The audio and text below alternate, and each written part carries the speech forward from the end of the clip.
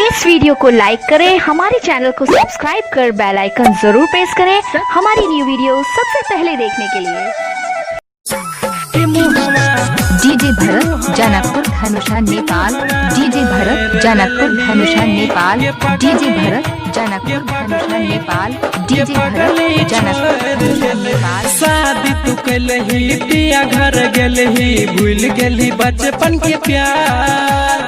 भेलो कौन गलतिया हमर कर देली इनकार, कि मुहवा मोर लेलही ये पगली छोड़ देलही, कि मुहवा मोर लेलही ये पगली छोड़ देलही।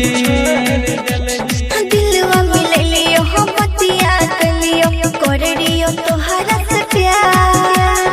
बाबू भैया तोरा चलते खोज दिल कई भोता ट्रेयरवा छोड़ देलियो, वही सब मोर लेलियो। ट्रेयरवा छोड़ देलियो, वही सब मोर लेलियो। डीजे भरत जनकपुर धनुषा नेपाल। डीजे भरत जनकपुर धनुषा नेपाल। डीजे भरत जनकपुर धनुषा नेपाल। डीजे भरत जनकपुर धनुषा नेपाल। ये पगली छोड़ देलही, हे गेरा हो न जानू तोरा हमरा सा तनियो प्यार के। झूठो कलही वादा तू हमरा संगे बेकार गे। हेर रहो यरवा मजबूरी बतिया तू हमरो मान ले। भेलो न हमर गलती तू त जान ले। बिरहिया में हमरा जानू देलही संगवा छोड़, कि मुहवा मोर लेलही ये पगली छोड़ देलही। ट्रेयरवा छोड़ देलियो, वही सब मोर लेलियो। डीजे भरत जनकपुर धनुषा नेपाल। डीजे भरत जनकपुर धनुषा नेपाल। डीजे भरत जनकपुर धनुषा नेपाल।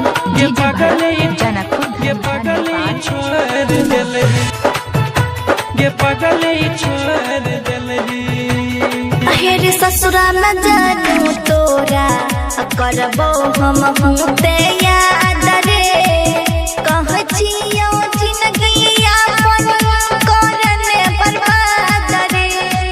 हे गे डूबल रहबो छौरी तोरा प्यार के याद में। जी लेबो अपन जिंदगी जाइला के बाद में। हराई डर जी तू मुन मुन से ले लियो हम दिलवा ट्रेयरवा छोड़ देलियो, वही सब मोर लेलियो। Mix by Bharat Janakpur Dhanusha Nepal. Mix by Bharat Janakpur Dhanusha Nepal. अच्छा सुनो, सब्सक्राइब करते वक्त ना घंटी बजा देना, ताकि जब मैं ऑनलाइन आऊँ तो तुम्हारे फोन की भी घंटी बजे।